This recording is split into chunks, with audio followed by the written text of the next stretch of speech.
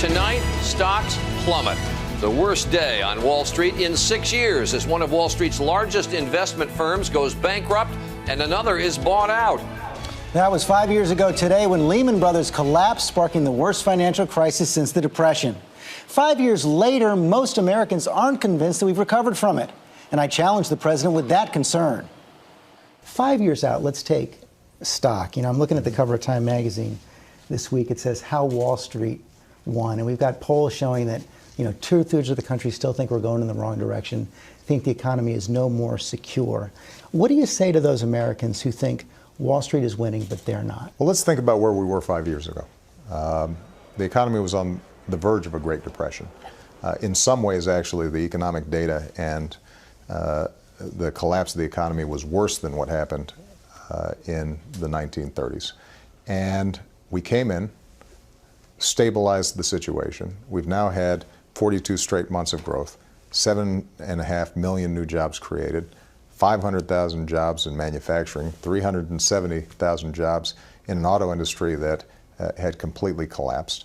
The banking system works. It is giving loans to companies who can get credit. And so we have seen, I think, undoubtedly progress across the board. The housing market has recovered. But what is also true is we're not near where we need to be.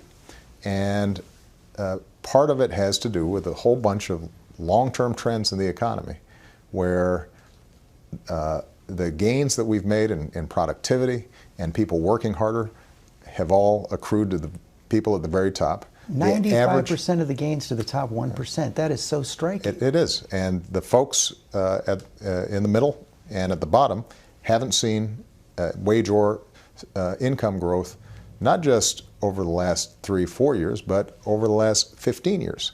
And so everything that I've done has been designed to, number one, stabilize the economy, get it growing again, start producing jobs again. Number two, trying to push against these trends that have been happening for decades now. That's why we made sure that we had a tax system that was a little bit fair by asking people to pay more at the top. That's what the Affordable Care Act, healthcare reform is about, is making sure that folks who have been left out in the cold when it comes to healthcare are able to get healthcare. That's why we strengthened the entire banking system so that too big to fail is far less likely to be in place if, heaven forbid, there's a crisis the next time. Because we've said, banks, you've got to double the amount of capital that you have so that you can absorb losses when you have them, so taxpayers aren't bailing you out.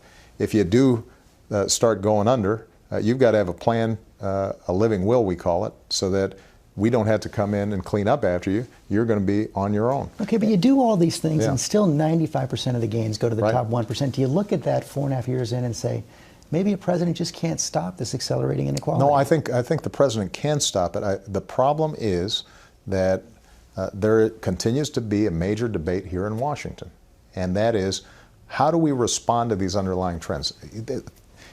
If you look at the data, a couple of things are creating these trends. Number one, globalization, right? Capital, companies, they can move businesses and jobs anywhere they want. And so they're looking for the lowest wages. That squeezes workers here in the United States, even if corporations are profitable. Technology. If you go to a lot of companies now, they've eliminated entire occupations because they're now robotized. We don't have travel agents. We don't have bank tellers. It's bigger than Washington. Right. So there's a whole bunch of stuff that's happening in the marketplace. But if we have policies that make sure that our kids are prepared for higher skilled jobs, if we have policies that make sure that we're rebuilding our infrastructure, because a robot can't build a road, and we need new ports and a smarter electricity grid. If we're making investments to make sure that research and development continues to happen here, if we have tax breaks for companies that are investing here in the United States as opposed to overseas, all those things can make the situation better. It doesn't solve the problem entirely, but it pushes against these trends. And the problem that we've got right now is you've got a portion of Congress whose policies don't just want to leave things alone. They actually want to accelerate these trends. There's no serious economist out there that would suggest that if you took the Republican agenda of slashing education further, slashing Medicare further, slashing research and development further, slashing investments in infrastructure further, that would reverse some of these trends of inequality. The stalemate may lead to something even more disastrous. It's deja vu all over again here in Washington. You're a couple weeks away from a government shutdown, few weeks away from a possible default one more time. Okay. Speaker Boehner says, listen, you just have to sit down and negotiate with me. Are you still absolutely refusing to talk in any way, shape, or form? No. Keep in mind my position here, George, because I have been through this a couple of times with Speaker Boehner. What I've said is, with respect to the budget, we've presented our budget, and now it's the job of Congress to come up with a budget that keeps our long-term trends down or our current trends of reducing the deficit moving forward, but also allows us to invest in the things that we need to grow. And I've told him, and I've told the country what I think we need to do. I'm happy to have a conversation with him about how we can deal with the so-called sequester, which is making across-the-board cuts on stuff that we shouldn't be cutting, while continuing tax breaks, for example, for companies that are not helping to grow the economy. There are ways of doing this. It's just that they haven't been willing to negotiate in a serious way on that.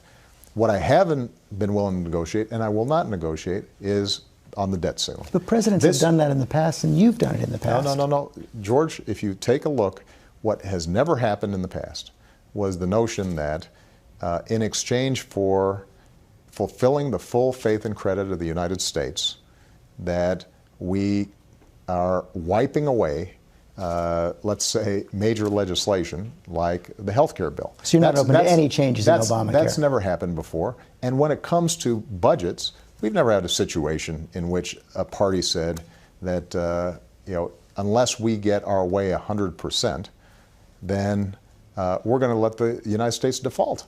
That's never happened, George. That didn't happen when you were working here in the White House. But there were reforms added to the debt limit legislation.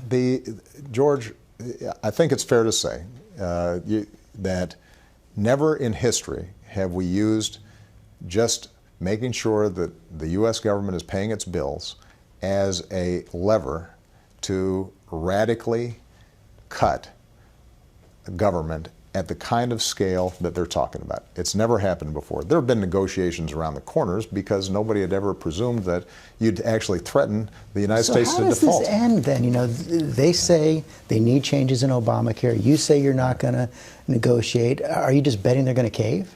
No, George, here's the problem. If we continue to set a precedent in which a president, any president, a Republican president, a Democratic president, where the opposing party controls the House of Representatives, if that president is in a situation in which each time the United States is called upon to pay its bills, the other party can simply sit there and say, well, we're not going to pay the bills unless you give us what we want. That changes the constitutional structure of this government entirely. So you're not going to negotiate? So we can't negotiate around the debt ceiling. If Mr. Boehner has ideas about how we can grow this economy, strengthen the middle class, put people back to work in a serious way, of course we're happy to support the negotiations that are taking place between the House and the Senate. If we're going to continue to reduce the deficit, and I think a lot of people aren't aware of the fact that the deficit's been cut in half since I came into office, it's continuing on a trend line of further reductions. If we want to do more deficit reduction, I've already put out a budget that says, let's do it. I'm willing to reform entitlements.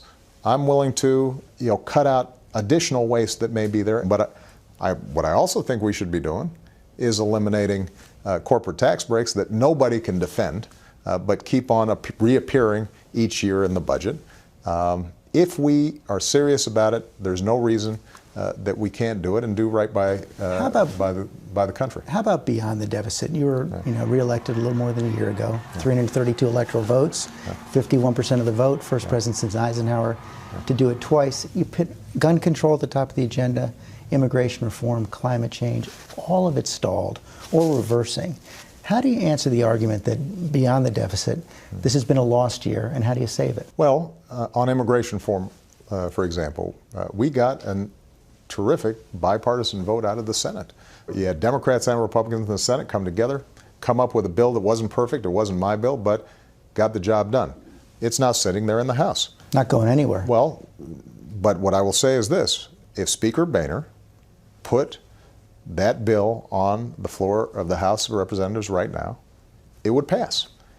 It would pass. So the question then is not whether or not the ideas that we've put forward can garner a majority of support, certainly in the country. I mean, gun control, we had 80–90% of the country that agreed with it. The problem we have is we have a faction of the Republican Party, in the House of Representatives in particular, that view compromise as a dirty word, and anything that is even remotely associated with me, they feel obliged to oppose. And my argument to them is real simple. That's not why the people sent you here. We're out of time. Final question. Your vice president is at Tom Harkin's steak fry in Iowa this weekend. Clearly, Secretary Clinton positioning for a possible run for president too. You chose both of them. What do you say to your fellow Democrats when they're thinking about that possible choice? And are you determined to stay neutral throughout this whole process? What I would say to folks out there is we are tremendously lucky to have an incredible former Secretary of State who couldn't have served me better, and an incredible Vice President who couldn't be serving me better. And I suspect if you ask both of them, they'd say it's way too premature to start talking about he's in 2016. Iowa. Well, Iowa's a big state, and he's an old friend of Tom Harkin's. So you're staying completely neutral? Listen, I think, as you pointed out, I just got reelected last year. My focus is on the American people right now. I'll let you guys worry about the politics. Mr. President, thanks very much. I enjoyed it. Thank you, George.